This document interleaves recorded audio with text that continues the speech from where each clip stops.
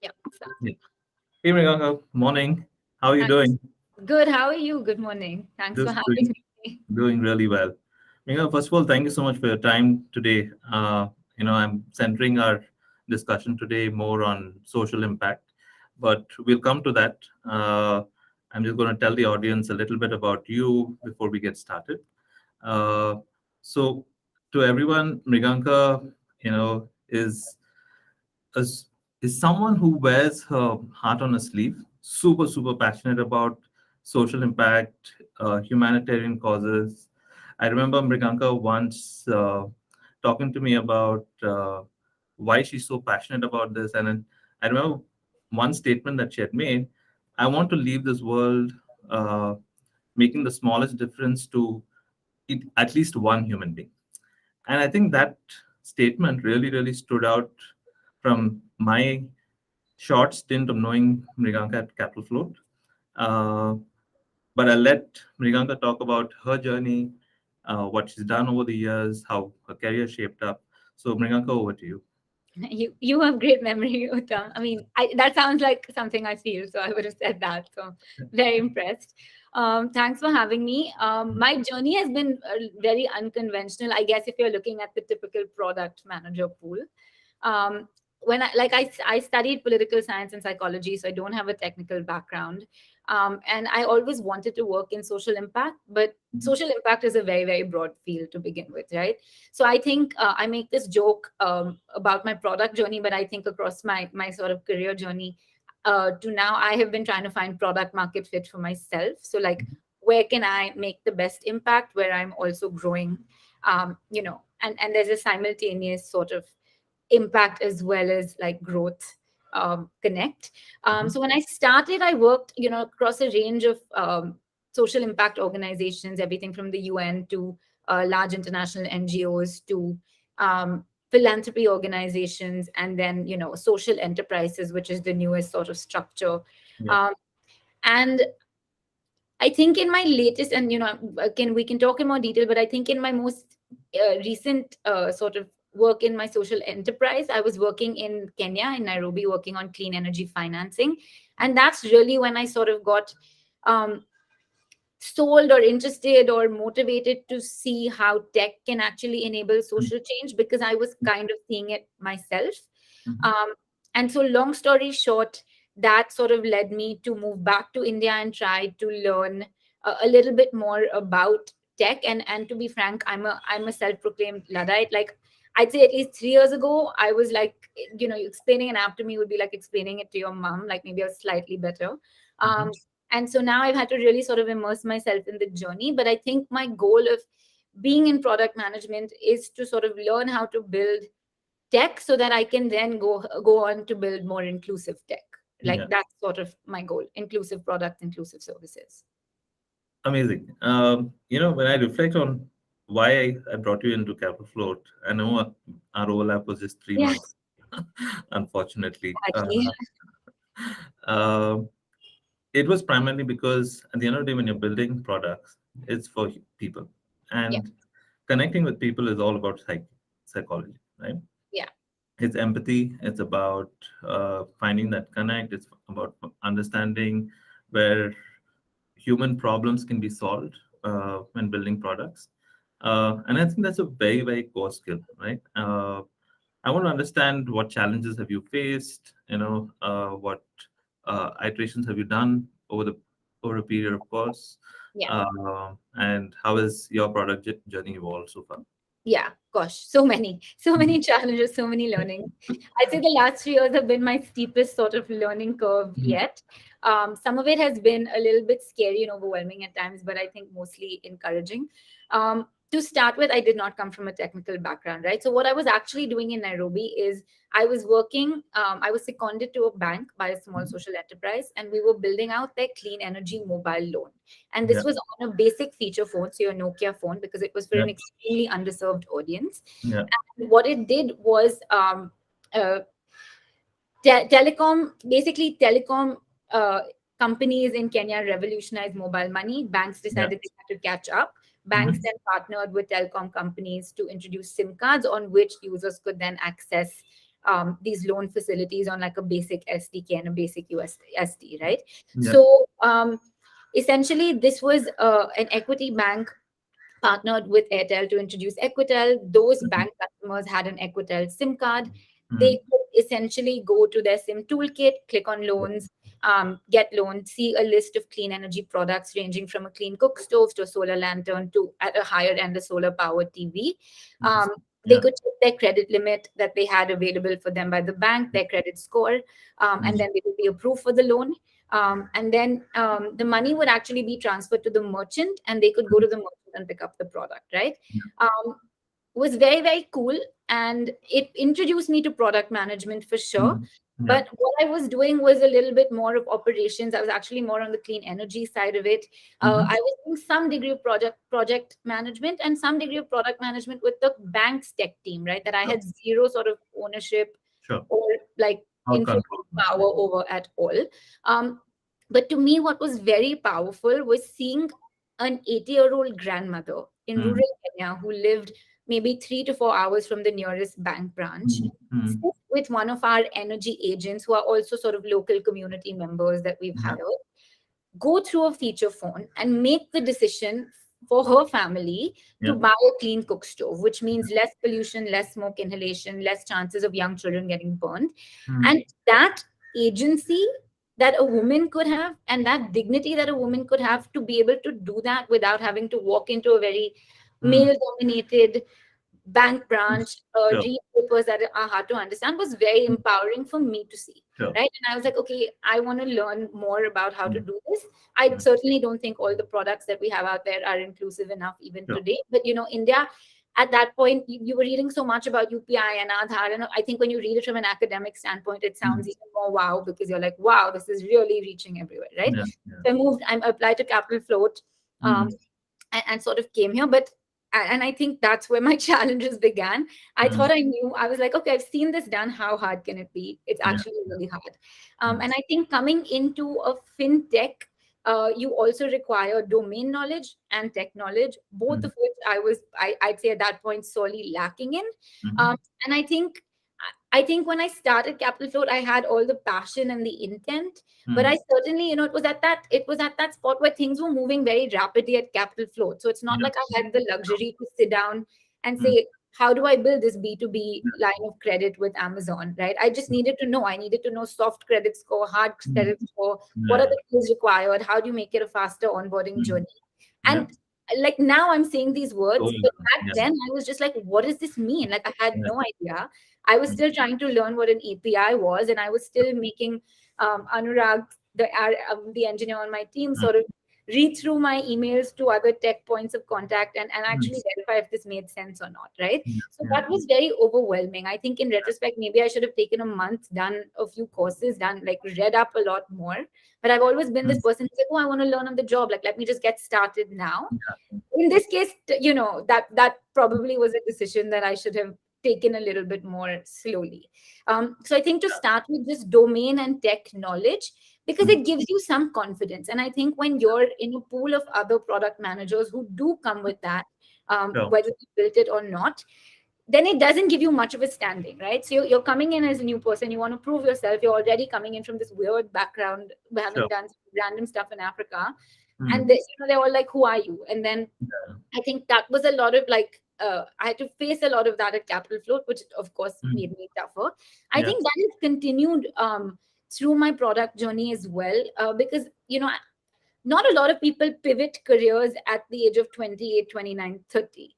Yeah. At that point, if I look at the trajectory of my friends, it's pretty linear in the sense that they've been Mm. doing what they're good at and they're rising and rising and rising. And I was like, okay, I just want to switch into this field that actually requires a fair bit of technical knowledge, or after having come from absolutely none of it. Yeah. Uh, so I think people would also look at my age or my years of work and then assume that I was at a certain degree of competence when I was, Sure. still trying to get there. So Mm. that for sure has been a big challenge. Yeah. And then of course I think the sort of cultural aspect of I worked largely in social impact, which Mm. Mm. not everybody is homogenous there, but you largely work with like-minded people. Yeah. And then I came to this sort of ecosystem where nine again, I make Oh, jokes. this, but Yeah. 9 out of 10 people are IITians, Yeah. come from a very tech background, want to like they have a very different outlook to life. Mm. Um, and so even at a space like cred, I was it was like a weird social experiment for me, because I was probably one of the only people whose aspiration was not to own an Amex black card in life, right? And I say this as a joke. I met some wonderful people there as well, but Mm. I think culturally I was facing challenges both with the working culture, the gender ratio, and then also from a domain actual like skill perspective, trying to Sure. upskill fast enough to be in this very competitive environment. Yeah. Don't worry about it. I think you're being too hard on yourself. But I think what you lacked was probably proper mentorship, Yeah, because product management is not hard. And I think you have the right skill sets in terms of empathy, passion, curiosity. These are really, really important skills for product managers. And while you probably did the right career pick, I think you just needed a bit of molding around your journey in terms of yeah, your growth, right? absolutely, yeah. And like here, I don't have even one product manager. I have about 12, 13 product managers from a lending background. Right. Right. Uh, it's possible. And it's like you said, product management is homogeneous. You can go into any sector to create it. So Yeah. I want to, like, because you wear your heart on your sleeve, and you're so passionate about social impact. What aspects of social impact do you, because it's such a broad It is. uh, space, right? What are Yeah. you really, really passionate about? It's a very broad space, and honestly, I feel like I'm no longer the authority to speak about it because I've been out of it for a few years. But Yeah. I'd say what like and for anybody who wants to read about it, like a shameless plug for the International Development Review. They're a great source of sort of what's actually going on the ground. I Mhm. know the people fantastic, but Yeah. what I felt, I mean, I think I've always been passionate about leveling the playing field, right? And Mm. that cuts across a bunch of things: education, agriculture, healthcare, um, Mm. climate, and then there's also horizontals. There's basically gender inclusivity, Mm. governance. But I think for Mm. me, my biggest is obviously gender, cutting across all these different sort of verticals and horizontals. Yeah. Gender is something I'm very, very passionate about. I think to start with, my journey was more from a looking at gender from a domestic violence, healthcare, Mm. malnutrition, safe maternal, Mm. delivery sort of standpoint. But then as I got interested in sort of, I was in Kenya doing more Mm. climate change financing, now sort of fintech. I also am sort of aware of the huge gap in financial inclusion for women, Inclusion. right? Like in all of our companies, and I Mm. think India has some great, great companies. Yeah. If you ask any of the other PMs working in fintech and lending, there Yeah. are there are like for every 90 male customers, there's 10 or less female customers. We all Yeah. acknowledge it, but no one's really doing anything Doing about it. it, right? And I think if you go deeper, if you read things like Omidyar Network, they do some great studies on the digital divide. Yeah. A lot of it is because access to technology is not as great for women as we tout it to be for India, right? So we say smartphones, penetration, blah, we use all of these Mm. stats, these figures. But what are the cultural stigmas to a woman owning a phone? How much time is she allowed on a phone? Mm. What is her agency or her ability to make financial decisions? Sure. A woman with a phone, especially in North India, has assumed that she's going to be texting some boy or doing some Yeah. hanky Yeah. panky. So there are so many nuances to in bringing a woman into the financial space, and I Sure. think eventually down the line, that's sort of the happy marriage for like tech and Mm. where I'd like to be. Mm. But gender is a huge sort of area that I want to tackle, and tech is being used to enable it across healthcare. So you have IVRs to to sort of Mm. educate women on pregnancy, vitamins you need to take. You Sure. have a lot of now Asha Usha workers going in with tablets, trying to get women to fill out forms. Yeah. There's a lot of education being disseminated. Mm. But also, I think women coming together with mobile phones for self-help groups to make financial decisions, Yeah. being able to sort of ask each other, okay, how do I fill in this mobile phone Mm. loan? Mm. So tech can definitely be an enabler, but I think we shouldn't forget the actual behavioral side of it as Yeah. well. Let's get you to where a product manager had today, right? Yeah. Now you've learned some skills in product management, there's social impact. How would you combine these two? If Mriganka had to do something today and launch a product, what would Mriganka do today? I think about this a lot. Yes. So I've seen the rise of apps like Salt and Bases. Mm-hmm. And I think if you listen to the interviews of a Shinjini or a Henna, they sort of say that women already have the financial acumen. Like a lot of mothers, grandmothers have had to manage finances of a house. It's Yeah. just about bringing them into the formal space and giving them the right tools, right? Right. So that's one aspect for sure.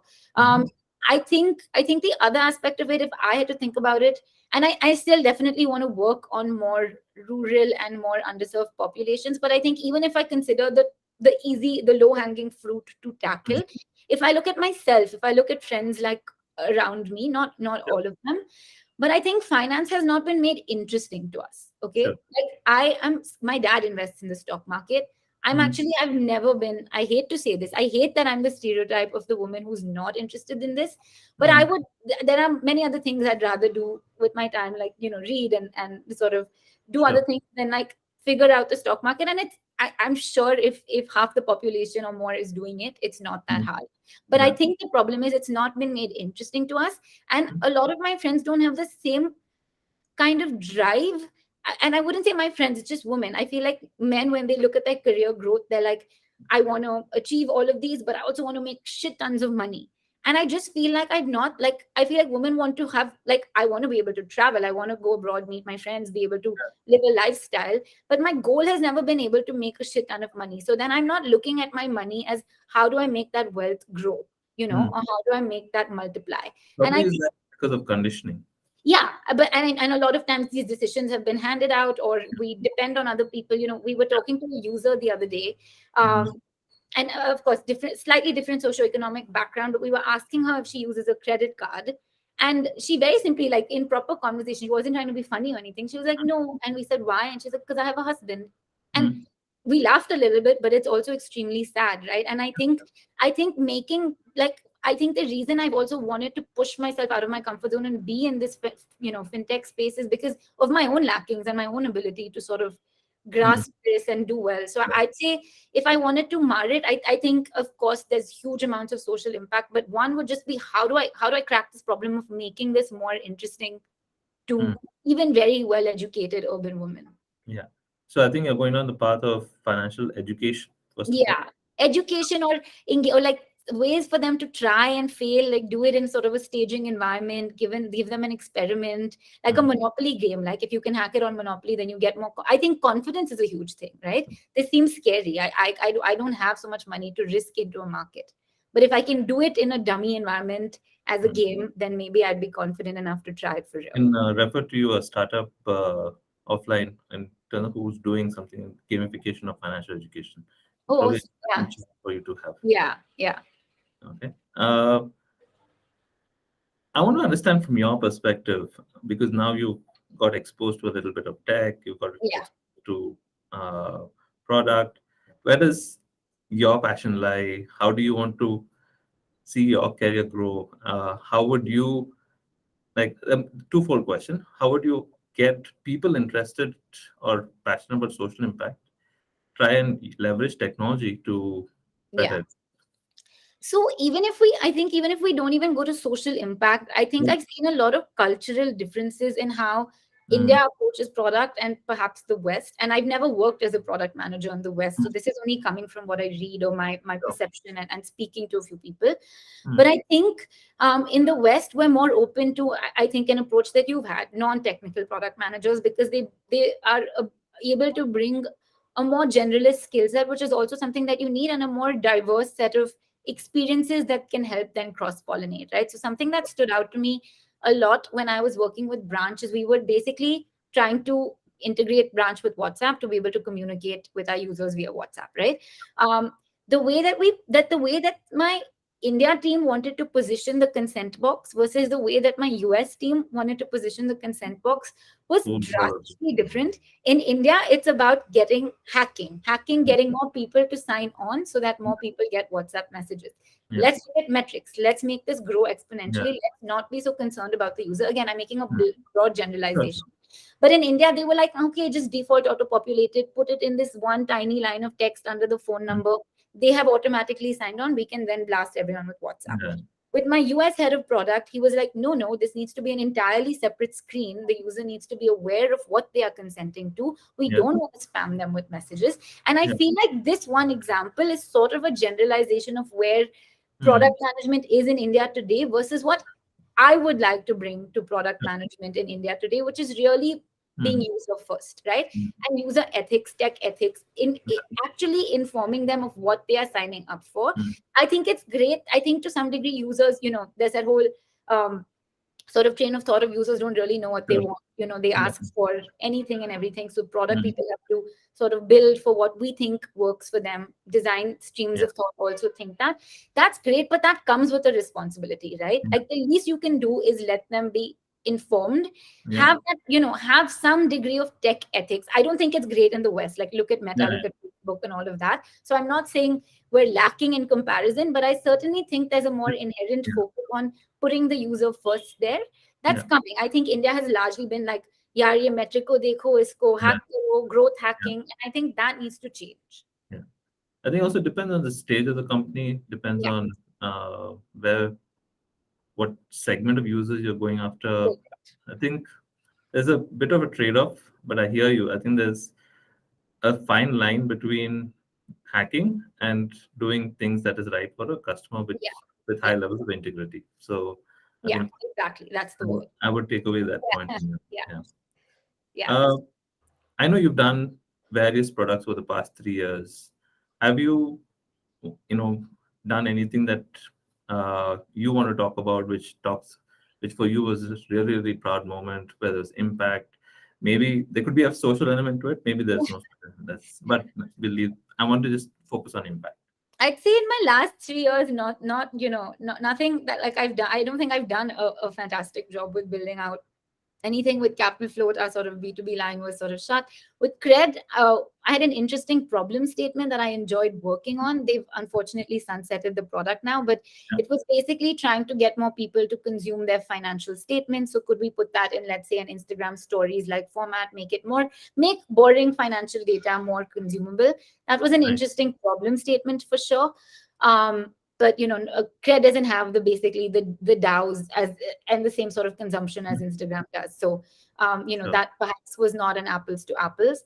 I think what I'm working on at Jiffy now, I'm really working on a broad range. Like I'm Mm. looking at their card piece, I'm looking at their rewards piece. But Jiffy basically is a B2B2C company, and we're Mm. offering blue and gray collar employees Mm. early access to their salary. So basically, Sure. 70% of India lives Yeah. hand to mouth. How can we make this easier for them?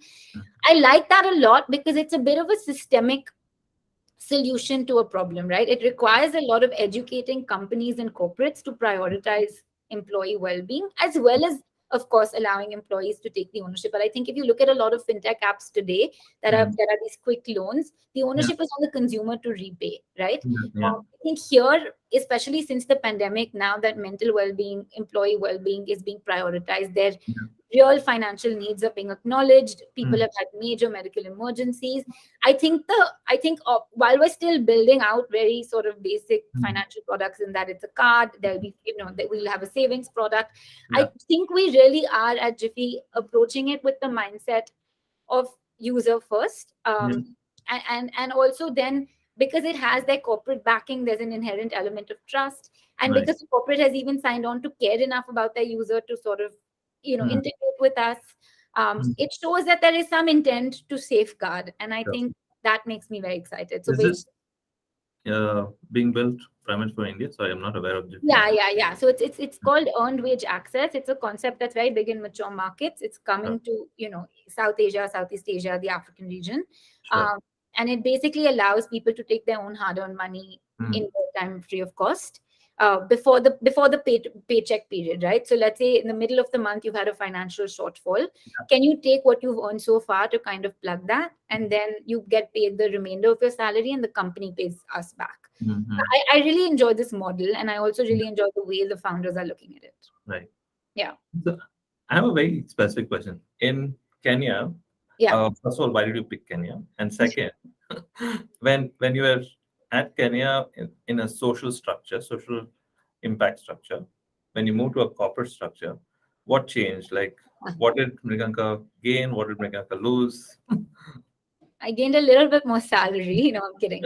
Social enterprises are actually very well paid in Kenya. Yeah. Why Kenya? I was on a fellowship program. They were fantastic. It's a lot of jargon, but essentially it was a fellowship program to teach you social innovation, and it was a work study program. So it was 6 months. We'd have professionals. Like, let's say you are currently working, but you would fly down for 2 days and teach Sure. a course. So it became very hands-on, even in terms of the way working Mhm. professionals were teaching something versus academia.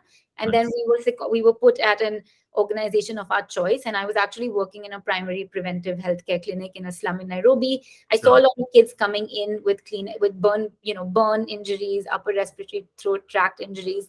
Helps Mm. you sort of understand how a lot of these things are interconnected. Sure. So Kenya actually was booming with social like with social businesses and social enterprises in 2014, 2015, in the way that Bangalore is now touted as Silicon Valley, or Silicon Valley was when the internet boom happened. So it Yeah. was a space where a lot of innovation was happening.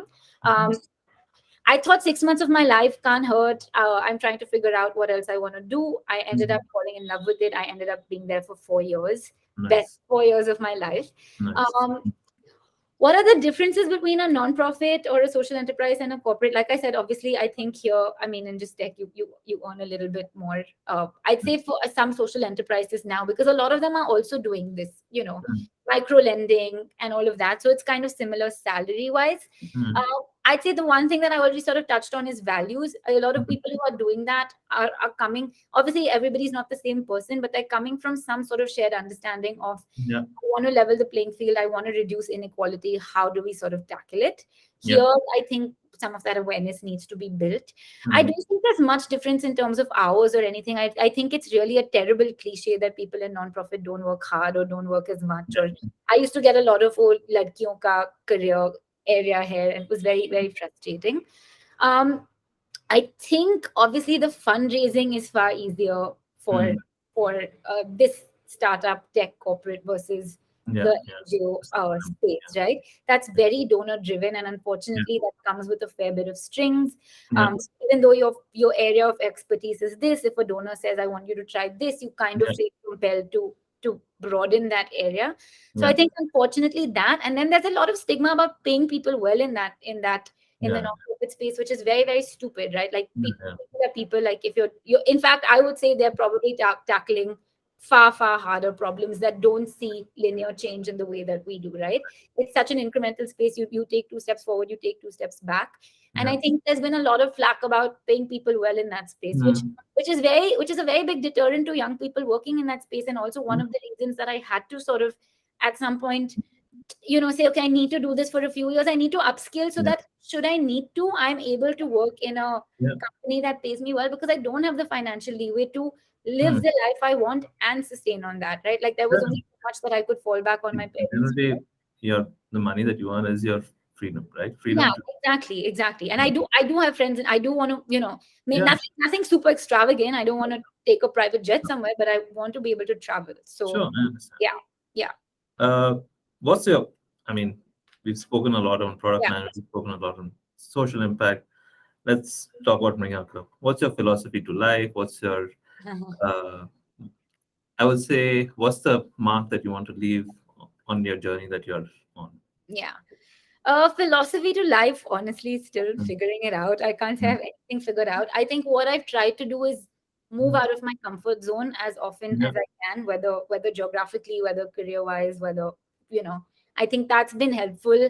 I often don't feel like I have grounding, and I feel Mm. quite flustered at times. But I think it's really helped Mm. broaden my worldview across a range of sort of things that I've done. Yeah. Um, what? Sorry, what was the other? What did you say?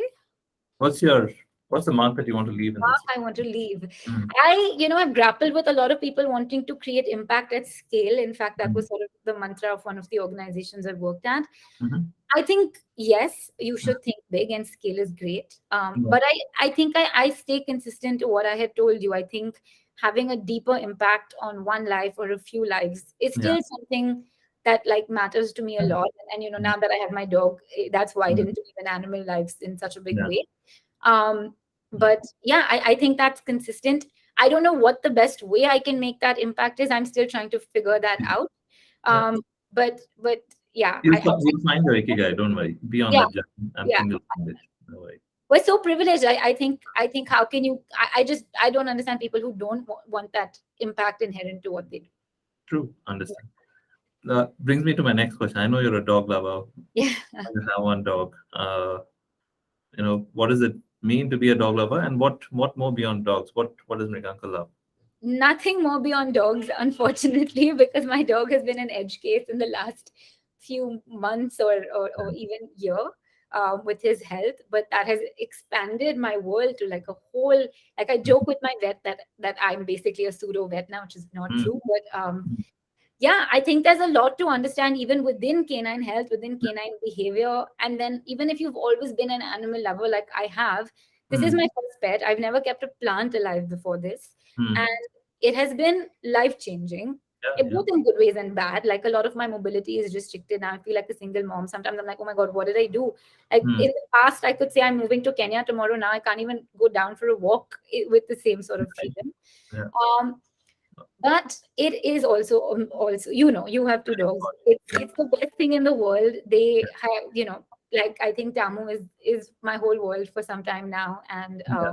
I'm happy about it. And I think they just I think you learn how to juggle better. I really appreciate my that he forces me to go on a walk every day, because otherwise I'm glued to my laptop. Yeah. But then when Tamu's sleeping, I really appreciate my quiet time. I'm sure like parents say this about kids as well. Like I think he's taught me to be more appreciative about very basic things. Mm, nice. Outside of that, I used to love to hike and read, and I can't say I'm doing any of that with any sort of You'll uh, get back to it. You have to find. continuance. Yeah. Is there any decision of the past that you'd like to change? Yes, I would have liked to not drop math Mm-hmm. in the 10th grade when I did. I think that has been the one thing that has just come back to bite me On repeatedly. you. Mm, This block with numbers, I still struggle with it. And I think, especially in product and tech, you need to overcome that. mm, And in general, I need to overcome that. So that, I dropped it because I wasn't good at it and I wasn't getting the grades I should. And I was like, okay, let me do something else. At that mm. point, we thought from like, where will you get the higher grades versus what will hold you in better stead in life. So Yeah. that's something that has just come back. I need to master that. It's fine. Uh, any books, any uh, podcasts that you would recommend all of us to read or listen to? Yeah, I've been listening to your last few episodes, and I think everyone has covered the basic product stuff. I do like reading Lenny's newsletters, Mm, and now he's now started a podcast, which is even better because I'm a big fan of podcasts. mm, I think there's a lot of also great stuff happening with Substack. So there's a PM from Booking.com in Amsterdam, I believe, called Bandhan Jot Singh. He has a Substack. He mm. gives you a lot of templates. He gives you a lot of case studies. I quite enjoy reading his stuff, and it's just a newsletter that comes into your mail. Yeah, Another product coach, Teresa Torres, similar, very basic things, but I think it helps improve your fundamentals. yeah, Sorry about this noise. yeah. Um, and then I like to read.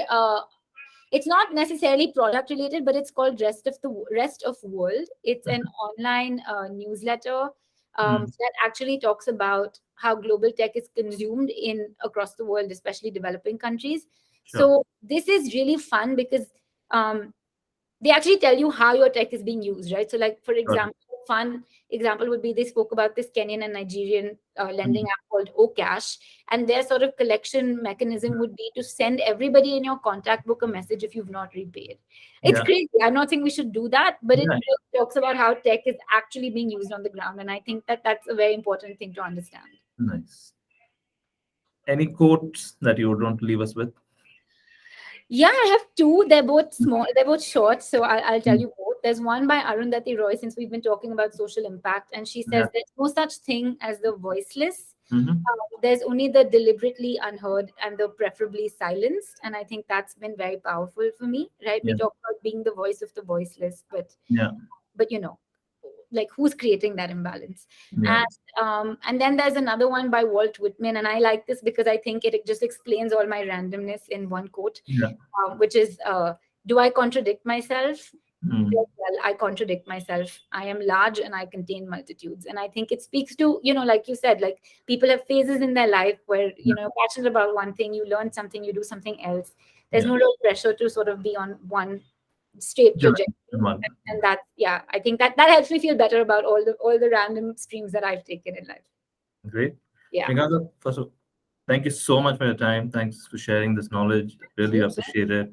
And On thanks that, for doing this, Otam. I must say it's very, very nice for a former manager to be invested in every single person that they've worked with like this. I really think kudos to you. It makes people feel very, very, very, very touched and very sort of thoughtful.